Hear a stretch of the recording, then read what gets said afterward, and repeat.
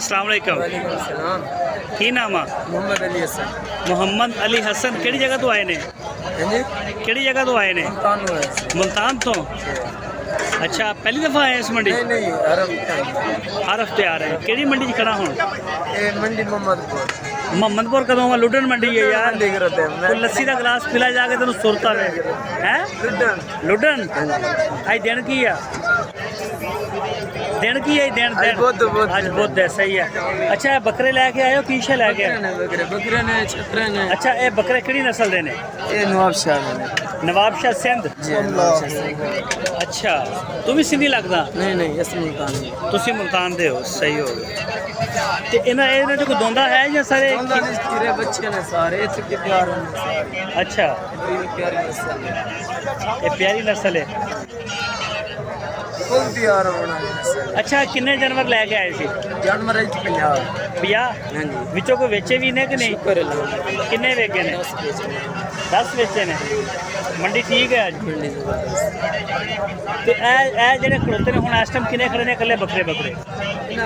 मंगदे 45 हज़ार रुपया। ते लोकी किन्ना ला रहे ने? कोई 30 कह रहा है, कोई 35 कह रहा है, 30 35 ये लग रहे हैं। ते वजन अच्छा इन्हां दा वजन कितना होएगा? चिट्टा बकरा जेह्ड़ा खड़ा है दा कितना वजन होएगा? 15 किलो 7-17 गोश्त। 15 किलो गोश्त था। खूबसूरत बकरा।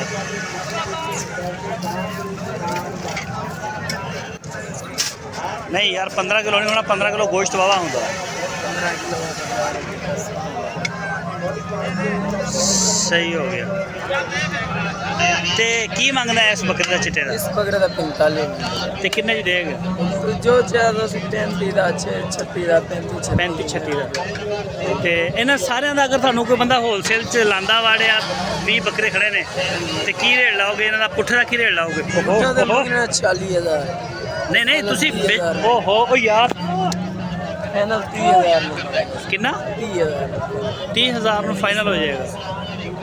सही है। पूरे हमारे छतरे भी दिखाना है।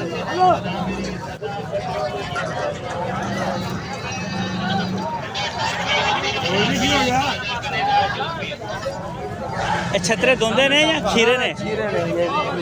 ये बड़े चिट्टे कड्डे हुए हैं, बड़ा की इन्हों मांजते हैं की करते हैं? नवाए हुए ने। आप नहीं नहा गया? परदेसी बंदे साडे घर तो रहना है। ये दरिया 5 वगदे ने मुल्क दे विच ते तेरे वास्ते पानी कोई नहीं।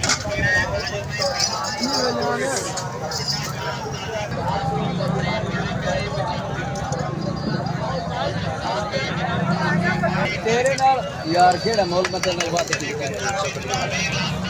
ये ना कस्टमर आ गए इनके और वो चले गए उनको डील करने के लिए।